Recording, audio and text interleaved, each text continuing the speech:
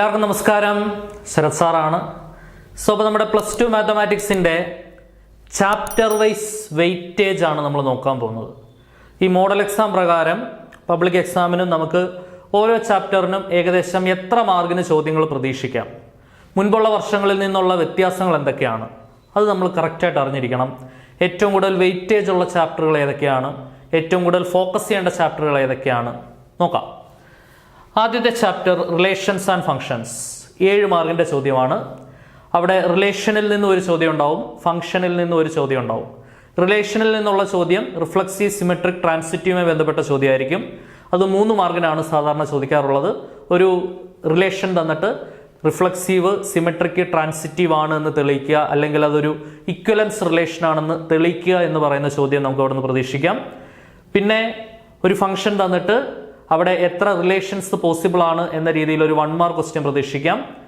പിന്നെ types of ഫംഗ്ഷൻസിൽ നിന്നാണ് ബാക്കി 4 മാർക്കുകൾ കിടക്കുന്നത്. അത് 1 ഫംഗ്ഷനുമായിട്ട് ബന്ധപ്പെട്ട ചോദ്യമായിരിക്കാം. ഓൺ ടു ഫംഗ്ഷൻ അഥവാ ബൈജക്റ്റീവ് ആണെന്ന് തെളിയിക്കാൻ പറയുന്ന ചോദ്യമായിരിക്കാം. 3 മാർക്ക് 1 ഓൺ 2 ആണെന്ന് കാണിച്ചുകൊണ്ട് ബൈജക്റ്റീവ് ആണെന്ന് പറയാനുള്ള ചോദ്യമായിരിക്കാം. അപ്പോഴും 1 മാർക്ക് ബാക്കി നിൽക്കുന്നു. അതൊരു പക്ഷേ ഫംഗ്ഷന്റെ ഇൻവേഴ്സ് കണ്ടുപിടിക്കാനുള്ള ചോദ്യമായിരിക്കാം. നമ്മുടെ മോഡൽ എക്സാം പ്രകാരം ഇൻവെർട്ടിബിലിറ്റി അഥവാ ഇൻവേഴ്സ് മസ്റ്റായിട്ട് നോക്കേണ്ട ഒന്നായി മാറിക്കഴിഞ്ഞു. ഓക്കെ, അതാണ് നമ്മുടെ 7 മാർക്ക് റിലേഷൻസ് ആൻഡ് ഫംഗ്ഷൻസിൽ നിന്ന് നമ്മൾ പ്രതീക്ഷിക്കുന്നത്. അടുത്തത് ഇൻവേഴ്സ് ട്രിഗണോമെട്രി, 3 മാർക്ക് ചോദ്യമാണ് ഇൻവേഴ്സ് ട്രിഗണോമെട്രിയിലുള്ളത്. അത് 100% മുൻകൂട്ടി പറയാവുന്ന ചോദ്യങ്ങൾ തന്നെയാണ്. ഒന്നില്ലെങ്കിൽ sine inverse sine x is equal to x എന്നെഴുതണമെങ്കിൽ ആ എക്സ് സൈൻ ഇൻവേഴ്സിന്റെ റേഞ്ചിനുള്ളിലായിരിക്കണം. റേഞ്ചിന് പുറത്തുള്ള ഒരു വാല്യൂ തന്നിട്ട് റേഞ്ചിനകത്തേക്ക് മാറ്റി എക്സിന്റെ വില കണ്ടുപിടിക്കാനുള്ള ചോദ്യം മസ്റ്റായിട്ട് 2 മാർക്ക്. ആ 3 മാർക്കിലെ 2 മാർക്ക് അവിടെ സെക്യൂർഡ് ആവുകയാണ് ചെയ്യുന്നത്. ഉറപ്പായിട്ടും ബാക്കി നിൽക്കുന്ന 1 മാർക്ക് ഒരു പ്രിൻസിപ്പൽ വാല്യൂ ആയിരിക്കാം, അല്ലെങ്കിൽ ഏതെങ്കിലും ഒരു ഇൻവേഴ്സ് ട്രിഗണോമെട്രി ഫംഗ്ഷന്റെ റേഞ്ച് ചോദിക്കുമായിരിക്കാം. അത് വാട്ട് എവർ ഇറ്റ് ഈസ് ചോദിക്കുന്ന അനുസരിച്ച് ഉത്തരം എഴുതുക. Principal value is most important. അതിൽ തന്നെ ഇൻവേഴ്സ് ട്രിഗണോമെട്രി ഫംഗ്ഷനകത്ത് നെഗറ്റീവ് വരുന്ന രീതിയിൽ ചോദിക്കാറുണ്ട് ചോദ്യങ്ങൾ. അത് കറക്റ്റായി മനസ്സിലാക്കി പഠിക്കുക. ഓക്കെ, ഉറപ്പായും 3 മാർക്കിൽ 3 മാർക്കും ഈസി ആയിട്ട് ഒരു 15 മിനിറ്റ് സ്പെൻഡ് ചെയ്ത് പഠിച്ച സ്കോർ ചെയ്യാവുന്ന ചാപ്റ്ററാണ് ഇൻവേഴ്സ് ട്രിഗണോമെട്രി ഫംഗ്ഷൻസ്.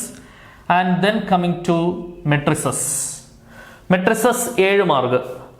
അവിടെയും ഈ പറഞ്ഞ പോലെ ഒരു ചോദ്യം നമുക്ക് 100% പ്രതീക്ഷിക്കാവുന്നത്. 7 മാർക്കിലെ ഒരു 3 മാർക്ക് അല്ലെങ്കിൽ 4 മാർക്ക് പ്രതീക്ഷിക്കാവുന്നത്. ഒരു ചോദ്യം express the given matrix as the sum of A symmetric and skew symmetric matrix എന്നതാണ്. ആ ഒരു എസ്എ ടൈപ്പ് മെട്രിക്സിൽ നിന്ന് ചോദിക്കാൻ സാധ്യതയുള്ള ഏറ്റവും പ്രാധാന്യാർഹിതമായ ചോദ്യം എന്നത് വിശേഷിപ്പിക്കാം. ഒരു മെട്രിക്സ് തന്നിട്ട് ഒരു സിമെട്രിക് മെട്രിക്സിന്റെയും സ്ക്യൂ സിമെട്രിക് മെട്രിക്സിന്റെയും സം ആയിട്ട് റെപ്രസെന്റ് ചെയ്യാൻ പറയുന്ന ചോദ്യം. അത് വളരെ ലളിതമായി ചുരുങ്ങിയ സ്റ്റെപ്പുകളിൽ ചെയ്യാവുന്നതേ ഉള്ളൂ. 2/2 ചോദിക്കാറുണ്ട്, 3/3 ചോദിക്കാറുണ്ട്. 3/3 ആണെങ്കിൽ 4 മാർക്ക് 5 മാർക്ക് വരെ പോവാം. 2/2 ആണെങ്കിൽ 3 മാർക്ക്. ഓക്കെ, പിന്നെ അവിടെ സാധ്യതയുള്ള ചോദ്യം ഒരു മെട്രിക്സ് തന്നിട്ട് a² കണ്ടുപിടിക്കുക, a² - 7a + 5y = 0 ആണെന്ന് തെളിയിച്ച് കാണിക്കുക. ആ തെളിയിച്ച ഇക്വേഷനിൽ നിന്ന് a ഇൻവേഴ്സ് കണ്ടുപിടിക്കുക. ആ ടൈപ്പ് ചോദ്യം 1 of the most repeated and most important. പിന്നെ മെട്രിക്സിന്റെ കൺസ്ട്രക്ഷനുമായി ബന്ധപ്പെട്ട് ഉറപ്പായിട്ടും ആദ്യമത്തെ ഒരു ചോദ്യം മേ ബി അതായിരിക്കാം. ഒരു aij = i + 2j. അങ്ങനെയാണെങ്കിൽ construct a 3/3 matrix using the above equation. എലമെന്റ്സിനെ കാണിക്കുന്ന ഇക്വേഷൻ ഉപയോഗിച്ചുകൊണ്ട് മെട്രിക്സ് കൺസ്ട്രക്ട് ചെയ്യുന്ന ചോദ്യം. എന്നിട്ട് ആ കൺസ്ട്രക്ട് ചെയ്ത മെട്രിക്സ് സ്ക്വയർ ചെയ്യാനൊക്കെ പറയാം. ഓക്കെ, ക്ലിയർ ആണെന്ന് വിചാരിക്കുന്നു. അപ്പോൾ ഈ ഒരു കാറ്റഗറി ഓഫ് ക്വസ്റ്റ്യൻസ് നല്ല രീതിയിൽ നോക്കിയിട്ട് പോവുക. 7 മാർക്ക് ഈസിയായി സ്കോർ ചെയ്യാവുന്ന ചാപ്റ്ററാണ് matrices. And then coming to determinants. Determinants സാധാരണ 9 മാർക്കിന് കഴിഞ്ഞ വർഷങ്ങളൊക്കെ ചോദിച്ചുകൊണ്ടിരുന്നതാണ്. പക്ഷേ ഇപ്പോൾ അതിൻ്റെ വെയിറ്റേജ് പൊതുവെ കുറഞ്ഞു ഡിറ്റർമിനൻസിൽ നിന്നും. കാരണം ഡിറ്റർമിനൻസ് അത്യാവശ്യം നല്ല രീതിയിൽ നോക്കേണ്ട ചാപ്റ്ററാണ്. മേ ബി ഒരു +or-3 ചാൻസ് ഉണ്ട്. അതായത് മേ ബി ഒരു 9 മാർക്ക് വരെ പോയ ചരിത്രം ഡിറ്റർമിനൻ്റ് ഉണ്ട്. അപ്പോൾ അതുകൊണ്ട് നമുക്ക് ഡിറ്റർമിനൻസ് 6 മാർക്കിന് മാത്രമേ ചോദിക്കൂ എന്ന് ഉറപ്പിച്ച് പറയാൻ സാധിക്കില്ല. വേറെ എവിടെയെങ്കിലും കുറച്ചുകൊണ്ട് ഡിറ്റർമിനൻസിൽ നിന്ന് ഒരു ചോദ്യം കൂടെ വേണമെങ്കിൽ കൂടുതൽ ചോദിക്കാനുള്ള ചാൻസ് നമ്മൾ തള്ളിക്കളയരുത്. കാരണം അത്രത്തോളം ടോപ്പിക്കുകളുണ്ട്. ഉറപ്പായിട്ടും 1 മാർക്കിന്റെ അല്ലെങ്കിൽ 2 മാർക്കിന്റെ ഒരു ഡിറ്റർമിൻഡ് ഇവാലുവേഷൻ നമുക്ക് പ്രതീക്ഷിക്കാം. നമ്മൾ പ്രാക്ടീസ് ക്വസ്റ്റൻ ധാരാളം ഡിറ്റർമിൻഡ് ഇവാലുവേഷൻ ചെയ്തിട്ടുണ്ട്. അതിലേതെങ്കിലും ഒരെണ്ണം നമുക്ക് പ്രതീക്ഷിക്കാം. പ്രത്യേകിച്ച് 3/3 ഒക്കെ ഡിറ്റർമിൻഡ് ഇവാലുവേഷൻ ഒരെണ്ണം നമുക്ക് പ്രതീക്ഷിക്കാവുന്നതാണ്. പിന്നെ ഏരിയ ഓഫ് ട്രയാങ്കിളിന്റെ ഏരിയ കണ്ടുപിടിക്കാൻ 2 മാർക്കിനോ 3 മാർക്കിനോ നമുക്ക് ചോദ്യം പ്രതീക്ഷിക്കാം. അതിന് ഡയറക്റ്റ് ഡിറ്റർമിൻഡ് ഉപയോഗിച്ചുള്ള ഇക്വേഷൻ ഉപയോഗിച്ച് നമ്മൾ ചെയ്യുന്ന ചോദ്യമാണ്. സോ അതൊക്കെയാണ് പ്രധാനമായിട്ടും ഡിറ്റർമിനൻസിൽ നിന്ന് പിന്നെ വരുന്ന ഒരേ ഒരു എസ്സേ ടൈപ്പ് ക്വസ്റ്റ്യൻ. ഏത് എന്ന് ചോദിച്ചാൽ നിസ്സംശയം പറയാം, solve the system of equations using matrix method. Matrix method എന്ന് കാണുമ്പോൾ നമ്മൾ വിചാരിക്കും മെട്രിക്സിലെ ക്വസ്റ്റ്യൻ ആണെന്ന്. അല്ല, ഡിറ്റർമിനൻസിലെ ക്വസ്റ്റ്യൻ ആണ്. X is equal to A inverse B എന്ന ഇക്വേഷൻ ഉപയോഗിച്ച് സിസ്റ്റം ഓഫ് ഇക്വേഷൻ സോൾവ് ചെയ്യുക. ആ ഒരൊറ്റ ചോദ്യത്തിന് തന്നെ 5 മാർക്ക് വരെ പോവാം. ഓക്കെ, അത് ആ ഒരു ചോദ്യത്തിന്റെ ഹെവിനെസ് അനുസരിച്ചിരിക്കും. വളരെ പെട്ടെന്നുള്ള ഇൻവേഴ്സ് കാൽക്കുലേഷൻ, അതായത് മെട്രിക്സിനകത്ത് 0 കൂടുതലുണ്ടെങ്കിൽ ഇൻവേഴ്സ് പെട്ടെന്ന് കണ്ടുപിടിക്കാൻ പറ്റും.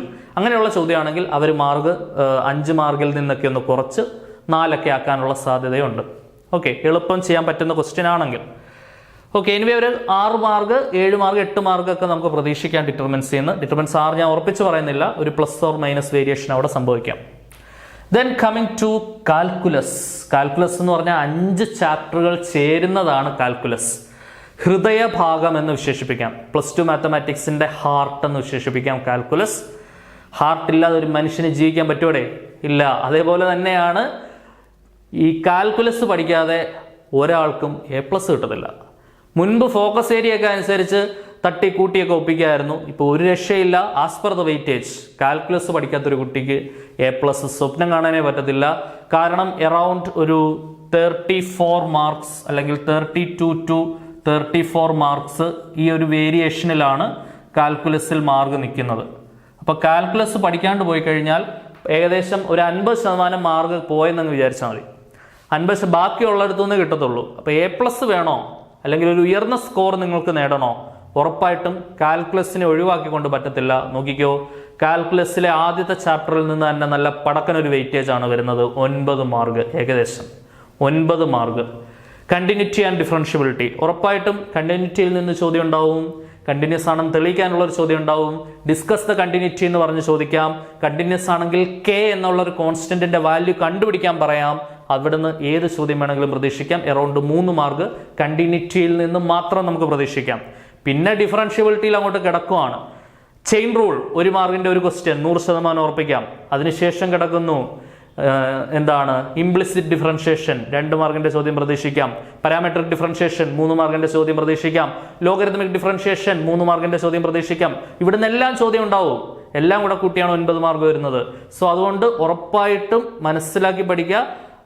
ടോപ്പിക്കുകൾ ഒഴിവാക്കാതെ പഠിക്കാൻ ശ്രമിക്കുക. എവിടെ നിന്നും? കണ്ടിന്യൂറ്റി ആൻഡ് ഡിഫറൻഷ്യബിലിറ്റിയിൽ നിന്നും. ഓക്കെ, അപ്പോൾ നല്ല വെയിറ്റേജ് ഉള്ള, നല്ല സ്കോറിംഗ് ആയിട്ടുള്ള, ഡിലീറ്റഡ് ടോപ്പിക്സ് തീരെ ഇല്ലാത്ത, അതായത് പണ്ട് പഠിക്കാനുണ്ടായിരുന്നതിൽ ഒരേ ഒരു ചെറിയ topic MVTs mean value theorems എന്നുള്ള ടോപ്പിക്ക് മാത്രമേ എടുത്ത് കളഞ്ഞിട്ടുള്ളൂ.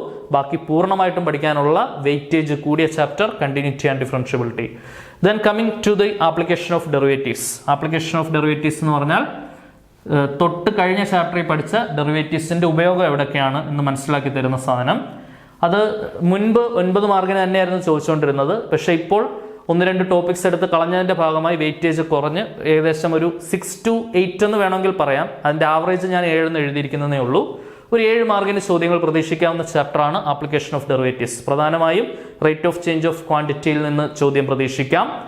And increasing and decreasing function 100% increase ആവുന്നതോ ഡിക്രീസ് ആവുന്നതോ ആയ ഇന്റർവെല്ല് കണ്ടുപിടിക്കാനുള്ള ചോദ്യമാണ് 100% പരീക്ഷയ്ക്ക് ചോദിക്കുന്നത്. അത് 100% എഴുതി വെക്കാവുന്ന ഒരു ചോദ്യം തന്നെയാണ്. പിന്നെ മാക്സിമ മിനിമ, ഉറപ്പായിട്ടും ഒരു എസ്സേ ടൈപ്പ് ചോദ്യം നമുക്ക് പ്രതീക്ഷിക്കാവുന്ന ടോപ്പിക്കാണ്. മാക്സിമ മിനിമ കറക്റ്റായിട്ട് മനസ്സിലാക്കി പഠിച്ചുകൊണ്ട് പോകണം. പ്രത്യേകിച്ച് റൈറ്റ് സർക്കുലർ കോണിന്റെ ഒക്കെ ക്വസ്റ്റ്യൻ, അങ്ങനെ ഒരു 4-5 ക്വസ്റ്റ്യൻ പഠിച്ചാൽ ഒരു എസ്സേ ടൈപ്പ് ചോദ്യത്തിന് സാധ്യതയുള്ളതും, അതേപോലെ തന്നെ അല്ലാതെ ഇൻക്രീസിങ് ആൻഡ് ഡിക്രീസിങ് ഫംഗ്ഷനിൽ നിന്ന് rate of change of quantities നിന്ന് ചെറിയ ക്വസ്റ്റ്യൻസ് കിട്ടുന്നതുമായ ചാപ്റ്റർ എറൗണ്ട് ഒരു 7 മാർക്കിന് നമുക്ക് പ്രതീക്ഷിക്കാം ആപ്ലിക്കേഷൻ ഓഫ് ഡെറിവേറ്റീവ്സിൽ നിന്നും.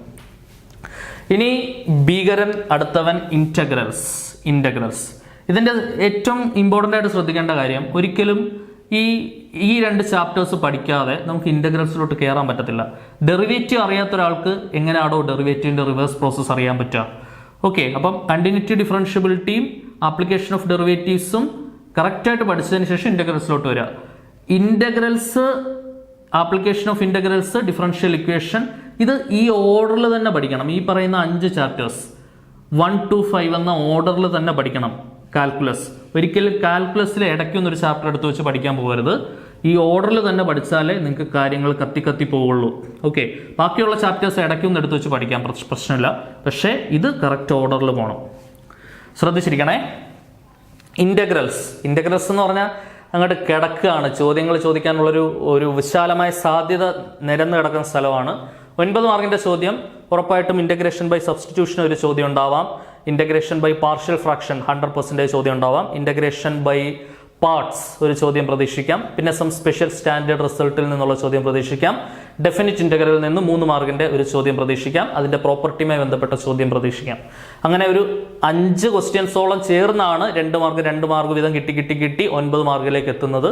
മേ ബി ഒരു 10 മാർക്ക് വരെ ചോദിക്കാൻ സാധ്യതയുള്ള ചാപ്റ്റർ തന്നെയാണ് ഇൻ്റഗ്രൽസ്. ഓക്കെ, അപ്പോൾ അത് കറക്റ്റായിട്ട് പഠിക്കാതെ രക്ഷയില്ല. എങ്കിൽ മാത്രമേ നിങ്ങൾ പ്രതീക്ഷിക്കുന്ന ഒരു ഉയർന്ന സ്കോറിലേക്ക് നിങ്ങൾക്ക് എത്താൻ പറ്റുള്ളൂ. ആൻഡ് ഒന്ന് റിലാക്സ് ചെയ്യാൻ വേണ്ടി ആപ്ലിക്കേഷൻ ഓഫ് ഇൻ്റഗ്രേഷൻ കാൽക്കുലസിൽ 4 മാർക്കിനാണ് ആപ്ലിക്കേഷൻ ഓഫ് ഇൻ്റഗ്രൽസിൽ നിന്ന് ചോദ്യം വരുന്നത്. ആ 4 മാർക്കിൻ്റെ ഒരൊറ്റ ക്വസ്റ്റ്യൻ ആയിരിക്കും മിക്കവാറും സാധ്യത. ഒന്നില്ലെങ്കിൽ calculation of area of ellipse ആയിരിക്കാം, അല്ലെങ്കിൽ ഏരിയ ഓഫ് സർക്കിൾ ആയിരിക്കാം. മോഡലിന് എലിപ്സ് ചോദിച്ചതുകൊണ്ട് മേ ബി പബ്ലിക്കിന് സർക്കിൾ ആയിരിക്കാം. നമുക്ക് ഉറപ്പിച്ച് പറയാൻ പറ്റില്ല, എല്ലാം പഠിച്ചുകൊണ്ട് വേണം പോകാൻ. അല്ലെങ്കിൽ നമുക്ക് ഒരു x=a മുതൽ x=b വരെ ഒരു പരാബോളയെ ഇൻറ്റഗ്രേറ്റ് ചെയ്ത് ഏരിയ കണ്ടുപിടിക്കാനുള്ള ചോദ്യമായിരിക്കാം. അത് നമുക്ക് ഏത് രീതിയിലുള്ള ചോദ്യം വേണമെങ്കിലും പ്രതീക്ഷിക്കാം. പക്ഷെ വളരെ വിരളമായ 3-4 ചോദ്യങ്ങൾ മാത്രമേ അവിടെ പഠിക്കാനുള്ളൂ. അത് പഠിച്ചു കഴിഞ്ഞാൽ അവിടെ നിന്നുള്ള മാർക്ക് നമുക്കിങ്ങ് ഈസി ആയിട്ട് പോരും. അത് മനസ്സിലാക്കുക. പിന്നെ ഡിഫറൻഷ്യൽ ഇക്വേഷൻ ഉറപ്പാക്കാവുന്ന അല്ലെങ്കിൽ ഉറപ്പായിട്ടും ചോദിക്കുന്ന ഒരു ചോദ്യം 4 മാർക്കിൻ്റെ ചോദ്യമേ ഉള്ളൂ. അത് 1 മാർക്ക് ക്വസ്റ്റ്യൻ ഒരു ഓർഡർ ആൻഡ് ഡിഗ്രി ആണ്. പിന്നെ പറയുന്ന 3 മാർക്ക് പ്രധാനമായും 2 ടോപ്പിക്കിൽ നിന്നാണ് പ്രതീക്ഷിക്കുന്നത്. ഒന്നില്ലെങ്കിൽ അത് വേരിയബിൾ സെപ്പറബിളി എന്നാവാം. ഓക്കെ, വേരിയബിൾസിനെ സെപ്പറേറ്റ് ചെയ്ത് ഇൻ്റഗ്രേറ്റ് ചെയ്ത് സോൾവ് ചെയ്യുന്ന ചോദ്യമായിരിക്കാം. അല്ലെങ്കിൽ ഒന്നും കൂടെ മുൻതൂക്കം അല്ലെങ്കിൽ ഏറ്റവും പ്രാധാന്യം നൽകേണ്ടത് ഇൻ്റഗ്രേറ്റിംഗ് ഫാക്ടർ കണ്ടുപിടിച്ച് y into integrating factor is equal to integral of x into integrating factor dx എന്ന് പറയുന്ന സൊല്യൂഷൻ. അതാണ് ഓർഡിനറി ലീനിയർ ഡിഫറൻഷ്യൽ ഇക്വേഷൻ. ഒരുപക്ഷെ ലീനിയർ ഡിഫറൻഷ്യൽ ഇക്വേഷൻ ആയിരിക്കാം ഒരു മുൻതൂക്കം, അല്ലെങ്കിൽ ഡിഫറൻഷ്യൽ ഇക്വേഷനിലെ ഏറ്റവും പ്രോമിനൻ്റ് ആയിട്ട് നിൽക്കുന്ന, ഏറ്റവും ചോദ്യങ്ങൾ ചോദിച്ചിട്ടുള്ള, ഏറ്റവും സാധ്യതയുള്ള, ഏറ്റവും ഉറപ്പിക്കാവുന്ന ഒരു ചോദ്യം എന്ന് വേണമെങ്കിൽ നമുക്ക് ഈ പറയുന്ന ordinary linear differential equation dy/dx plus py is equal to q എന്ന് പറയുന്ന ഡിഫറൻഷ്യൽ ഇക്വേഷൻ നമുക്ക് പ്രതീക്ഷിക്കാം. അത് അടിപൊളിയായിട്ട് നോക്കിക്കോണം. പിന്നെ ഹോമോജീനിയസ് സാധ്യത കുറവാണ്, എങ്കിലും പഠിക്കാതെ പോകരുത്. ചോദിച്ചു കഴിഞ്ഞാൽ 3 മാർക്കിനുള്ള വകുപ്പ് അതിനകത്തുണ്ട്. പിന്നെ പറയുന്ന ഒരു സ്കോറിംഗ്, ഏറ്റവും സ്കോറിംഗ് എന്ന് വിശേഷിപ്പിക്കുന്ന സെക്ഷൻ വെക്ടർ ആൾജിബ്ര. ക്വസ്റ്റ്യൻസ് മുൻകൂട്ടി പറയാൻ സാധിക്കുന്ന 7 മാർക്കാണ്, വെയിറ്റേജ് കൂടുതലുണ്ട്. എങ്കിൽ പോലും ക്വസ്റ്റ്യൻസ് മുൻകൂട്ടി പറയാൻ സാധിക്കുന്ന ഒരു ടോപ്പിക്കാണ് ഈ പറയുന്ന വെക്ടർ ആൾജിബ്ര. ഉറപ്പായിട്ടും ആംഗിൾ ബിറ്റ്വീൻ 2 വെക്ടേഴ്സ്, ഏറ്റവും ഇമ്പോർട്ടൻ്റ് ആയിട്ട് projection of 1 vector on another vector ഉറപ്പിക്കാവുന്ന ചോദ്യമാണ്. പിന്നെ area of triangle, area of parallelogram, show that the given vectors are perpendicular to each other, find a vector perpendicular to both given vectors എന്നൊക്കെ പറയുന്ന ചോദ്യങ്ങൾ സ്ഥിരം repeated. അതിനപ്പുറത്തേക്ക് ഒരു ചോദ്യമില്ല. ഉറപ്പായിട്ടും 7 മാർക്ക് ഈസി ആയിട്ട് മേടിച്ചെടുക്കാൻ പറ്റുന്ന chapter vector algebra. And coming to 3D ഭീമാകാരനായ ഒരു ചാപ്റ്റർ ആയിരുന്നു. ഏകദേശം 8-9 മാർക്ക് പണ്ട് ചോദിച്ചുകൊണ്ടിരുന്ന ചാപ്റ്റർ ഇപ്പോൾ അവൻ്റെ എല്ലാ ടോപ്പിക്സും പ്ലെയിൻ ഉൾപ്പെടെ എടുത്ത് കാട്ടിക്കളഞ്ഞതുകൊണ്ട് നമുക്ക് ഇനിയിപ്പോൾ 4 മാർക്കിന് പഠിച്ചാൽ മതി. ആ ചോദ്യം ഏതാണെന്ന് നമുക്ക് എഴുതി വെക്കാവുന്ന ചോദ്യമാണ്. LMN അല്ലേ? LMN ആരൊക്കെയാണ്? Cos alpha, cos beta, cos gamma, direction കൊസൈൻസുമായിട്ട് ബന്ധപ്പെട്ട ഒരു ചോദ്യം പ്രതീക്ഷിക്കാം. പിന്നെ വെക്ടർ ഫോമിൽ നിന്ന് കാർട്ടീഷ്യൻ ഫോം, അല്ലെങ്കിൽ കാർട്ടീഷ്യൻ ഫോം തന്നിട്ട് വെക്ടർ ഫോം ഉറപ്പായിട്ടും പ്രതീക്ഷിക്കാം. പിന്നെ angle between 2 lines in space, ഏറ്റവും ഇമ്പോർട്ടൻ്റ് ആയിട്ട് 100% എഴുതി വെക്കാവുന്ന എസ്എ ടൈപ്പ് ക്വസ്റ്റ്യൻ, അല്ലെങ്കിൽ 3 മാർക്ക് 4 മാർക്കിന്റെ ഒറ്റയടിക്ക് കിട്ടുന്ന ചോദ്യം. Shortest distance between 2 skew lines, 2 skew ലൈൻസിനിടയിലുള്ള ഷോർട്ടസ്റ്റ് ഡിസ്റ്റൻസ്. മോഡുലസ് ഓഫ് അല്ലെങ്കിൽ modulus of a2 - a1 dot b1 cross b2 by modulus of b1 cross b2 എന്ന് പറയുന്ന ഇക്വേഷൻ. അത് വെച്ച് ഒരു ചോദ്യം 100% ഉറപ്പാണ്. അപ്പോൾ ഈസി ആയിട്ട് 4 മാർക്കിങ് മേടിക്കാവുന്ന ചോദ്യം ഉറപ്പായിട്ടും എവിടെ ഉണ്ട്? 3Dക്കകത്തുണ്ട്. ഈസി ആയിട്ട് പഠിക്കാവുന്ന ചാപ്റ്റർ. പിന്നെ LPP ഒരേ ഒരു രാജാവ്, ഒരേ ഒരു ക്വസ്റ്റ്യൻ, 6 മാർക്ക് ഒറ്റയടിക്ക് കൈ നിൽക്കും. മാക്സിമൈസ് അല്ലെങ്കിൽ minimise a given objective function and with given constraints. ഒരു ഒബ്ജക്റ്റീവ് ഫംഗ്ഷൻ, ആ ഒബ്ജക്റ്റീവ് ഫംഗ്ഷൻ്റെ കൺസ്ട്രെയിൻസ്, അതിൻ്റെ ടാബുലാർ കോളം വരച്ച് പോയിന്റ്സ് കണ്ടുപിടിച്ച് ഗ്രാഫ് വരച്ച് ഗ്രാഫ് പ്ലോട്ട് ചെയ്ത് ഫീസിബിൾ റീജിയൻ മാർക്ക് ചെയ്ത് ഫൈനൽ സൊല്യൂഷൻ റീജിയൻ ഷെയ്ഡ് ചെയ്ത് കോർണർ പോയിന്റ്സ് മാർക്ക് ചെയ്ത് ആ കോർണർ പോയിന്റ്സ് ഇവാലുവേറ്റ് ചെയ്ത് ഒബ്ജക്റ്റീവ് ഫംഗ്ഷനിൽ കോർണർ പോയിന്റ്സ് കൊടുത്ത് മാക്സിമം ആണോ മിനിമം ആണോ എന്ന് മനസ്സിലാക്കി ഏത് പോയിന്റിലാണ് മാക്സിമം അല്ലെങ്കിൽ ഏത് പോയിന്റിലാണ് മിനിമം എന്ന് മനസ്സിലാക്കി എഴുതി വെച്ച് കഴിഞ്ഞാൽ കിട്ടും ഈസി ആയിട്ട് 6 മാർക്ക്. ഉറപ്പിക്കാവുന്ന ചോദ്യം, 100% എല്ലാവരും 6 മാർക്ക് ഉറപ്പിക്കേണ്ടതായ ചാപ്റ്റർ LPP അഥവാ linear programming problem. And coming to probability, നമുക്ക് ഉറപ്പിക്കാവുന്ന, അതായത് 1-2 ടോപ്പിക്സ് എടുത്ത് കളഞ്ഞതുകൊണ്ട് നമുക്ക് ഉറപ്പിച്ച മാർക്ക് മേടിക്കാവുന്ന കുറച്ച് സാധനങ്ങൾ അവിടെ ഉണ്ട്. ഉറപ്പായിട്ടും ഒരു കണ്ടീഷണൽ പ്രോബിലിറ്റി ചോദ്യം 2 മാർക്കോ 3 മാർക്കിനോ നമുക്ക് പ്രതീക്ഷിക്കാം. Probability of A given B, probability of B given A എന്ന് പറയുന്ന ടൈപ്പ് ചോദ്യം. കണ്ടീഷണൽ പ്രോബിലിറ്റിയിൽ തന്നെ വേർഡ് പ്രോബ്ലംസും ഇമ്പോർട്ടൻ്റ് ആണ്. പിന്നെ ബേസ് തിയറത്തിൽ നിന്ന് ഒരു ചോദ്യം നമുക്ക് പ്രതീക്ഷിക്കാം. കഴിഞ്ഞ പരീക്ഷയ്ക്ക് ഉണ്ടായിരുന്നു. ബേസ് തിയറത്തിന് മുൻതൂക്കം കൊടുത്ത് പഠിക്കുക, ഉറപ്പായിട്ടും നമുക്കൊരു പ്രോബ്ലം പ്രതീക്ഷിക്കാവുന്നതാണ്. ഓക്കെ, അപ്പോൾ നമുക്ക് ഇത്രയുമൊക്കെയാണ് 7 മാർക്കിന്. അവിടെയും മാർക്ക് ഉണ്ട്. അപ്പോൾ 7 മാർക്കിന് വരുന്നത് probability, vector algebra, application of derivatives, relations and functions. അത്രയും പഠിച്ചാൽ 7 മാർക്ക് എന്ന് പറഞ്ഞാൽ നല്ലൊരു വെയിറ്റേജാണ്. ഓക്കെ, പിന്നെ കാൽക്കുലസ് മൊത്തത്തിൽ നോക്കിക്കോ, ഏകദേശം ഒരു 32 തൊട്ട് 34 അല്ലെങ്കിൽ 35 വരെ മാർക്ക് വെയിറ്റേജ്, അതായത് ഒരു ഹൃദയഭാഗം എന്ന് വിശേഷിപ്പിക്കാവുന്ന കാൽക്കുലസ്. അതെല്ലാം നല്ല രീതിയിൽ പഠിച്ചു കഴിഞ്ഞാൽ നമുക്ക് A+നുള്ള വകുപ്പുണ്ട്. ഇനിയും വൈകിട്ടില്ല, ഇനിയും പഠിക്കുക നല്ലപോലെ. അവസാന നിമിഷം വരെ പരമാവധി ചോദ്യങ്ങൾ ചെയ്ത് മാക്സിമം സ്കോർ മേടിക്കാൻ ശ്രമിക്കുക എല്ലാവരും. അപ്പോൾ ഒരു ഓവറോൾ ഐഡിയ ഞാൻ പകർന്നു തന്നിട്ടുണ്ട്, എവിടെ നിന്നൊക്കെ എങ്ങനെയൊക്കെയുള്ള ചോദ്യങ്ങൾ പ്രതീക്ഷിക്കാം എന്നുള്ളത്. അത് കറക്റ്റായിട്ട് മനസ്സിലാക്കി പഠിക്കുക. ഉറപ്പായിട്ടും നിങ്ങൾക്ക് ഉയർന്ന സ്കോർ നേടാൻ സാധിക്കും. അതിനുവേണ്ടി ആവശ്യമായിട്ടുള്ള എല്ലാ വീഡിയോയുടെ ഡിസ്ക്രിപ്ഷനിലും 55 ഇമ്പോർട്ടൻറ്റ് ചോദ്യങ്ങൾ എസ്സേ ടൈപ്പ് ചോദിക്കാനും അല്ലാതെ ചോദിക്കാനും സാധ്യതയുമുള്ള 55 ഇമ്പോർട്ടൻറ്റ് ചോദ്യങ്ങളുടെ ഡിസ്ക്രിപ്ഷൻ ബോക്സിൽ അതിൻ്റെ വീഡിയോ നമ്മൾ കൊടുത്തിട്ടുണ്ട്. അല്ലാതെ ഡെയിലി ബേസിസിൽ ഒരു ദിവസം തന്നെ 3-4 വീഡിയോസ് വെച്ച് ഏറ്റവും പ്രെഡിക്റ്റബിൾ ആയിട്ടുള്ള ചോദ്യങ്ങളുടെ കളക്ഷൻ നിങ്ങൾക്ക് ഈസി ആയിട്ട് കണ്ടുപിടിക്കാനുള്ള എല്ലാ കാര്യങ്ങളും നമ്മൾ ചാനലിലൂടെ പ്രൊവൈഡ് ചെയ്യുന്നുണ്ട്. മാക്സിമം സപ്പോർട്ട് ചെയ്യുക, മാക്സിമം ഷെയർ ചെയ്യുക. വീണ്ടും കാണാം. Until then tata, bye bye, see U.